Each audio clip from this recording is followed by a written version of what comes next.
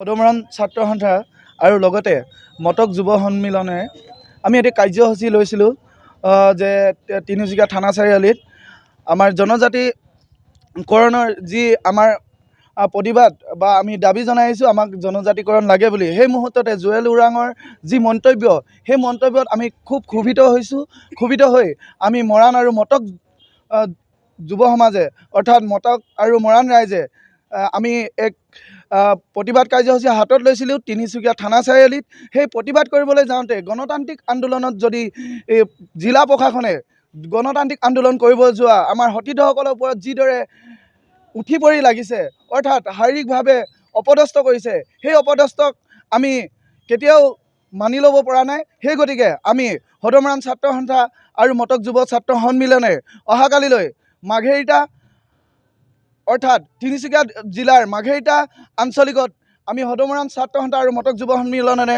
বন্ধ ৰাখিছোঁ। আৰু এই বন্ধ ভাৱ দিবৰ কাৰণে জিলা প্ৰশাসনে আৰু পুলিচ প্ৰশাসনে কঠোৰতকৈ কঠোৰ ব্যৱস্থা লৈছে। এনেধৰণে যদি কঠোৰতকৈ কঠোৰ ব্যৱস্থা ল'ব লগা হয়, হয়তো মৰাণ আৰু মটক যুৱ ৰাইজেও তাতকৈ জংকী আন্দোলন কৰিব। এই বন্ধ যদি মানি লোৱা নহয়, তেন্তে এইবাৰ ৰাজপথত আৰু আন্দোলন মৰাণ আৰু মটক ৰাইজে নকৰে, কৰিব সহস্ৰ আন্দোলন কৰিব। গতিকে আপোনালোকে বন্ধ মানক। আমি সকলোখিনি বন্ধ ঘোষণা কৰা নাই, স্কুল প্ৰতিষ্ঠান বন্ধ নাথাকে আৰু যি চিকিৎসালয়সমূহ বন্ধ নাথাকে, অন্যথা বাকী সকলোবোৰ বন্ধ ৰাখিছোঁ। আৰু সেই প্ৰতিবাদ আমি আজিৰ দিনত পুতলিকা দাহ কৰিছোঁ নৰেন্দ্ৰ মোদী, হিমন্ত বিশ্ব শৰ্মা আৰু জুৱেল ওৰাঙৰ। গতিকে সকলো ৰাইজক আমি ইয়াৰ পৰা আহ্বান জনাইছোঁ, মাঘেৰিটা আঞ্চলিক বন্ধ থাকিব আৰু আপোনালোকেও আমাক সঁহাৰি জনাই ব্যক্তিগত হওক চৰকাৰী হওক প্ৰতিষ্ঠানবিলাক বন্ধ ৰাখক। ধন্যবাদ।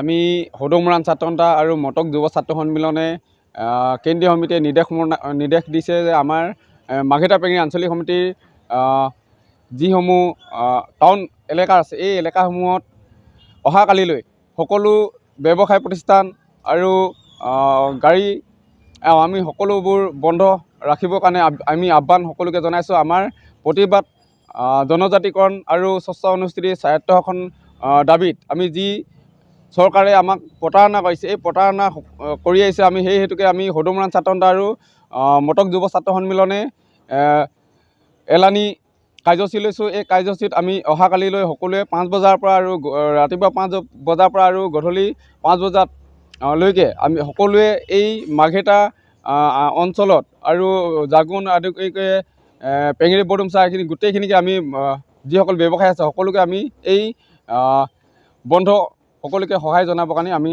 আহ্বান জনাইছোঁ। ধন্যবাদ। জুবিন গাৰ্গৰ গীতসমূহৰ ওপৰত আধাৰিত গানে কি আনে নামৰ এটা সুন্দৰ অনুষ্ঠান আপোনালোকৰ ওচৰলৈ আহি আছে অতি শীঘ্ৰে। অহা 15 আগষ্টৰ পৰা ধেমাজিৰ পৰা প্ৰথম অডিশ্যন আৰম্ভ হ'ব আৰু সেই অডিশ্যনৰ যোগেদি বিভিন্ন কণ্ঠশিল্পীসকলে যিসকলে এই অনুষ্ঠানত যোগদান কৰিব বিচাৰে, তেওঁলোকে এই অডিশ্যনৰ যোগেদি আগবাঢ়ি আহক। আৰু জুবিন গাৰ্গৰ বহুত ভাল লগা গান আমি সদায় শুনি আহোঁ। আৰু আপোনালোকৰ যদি ভাল লগা গান থাকে, জুবিন গাৰ্গৰ আপোনালোকে গাই ভাল পায়, তেন্তে অডিশ্যনত যোগদান কৰক। মোৰ ফালৰ পৰা আন্তৰিক শুভকামনা থাকিল এই সম্পূৰ্ণ অনুষ্ঠানটোলৈ।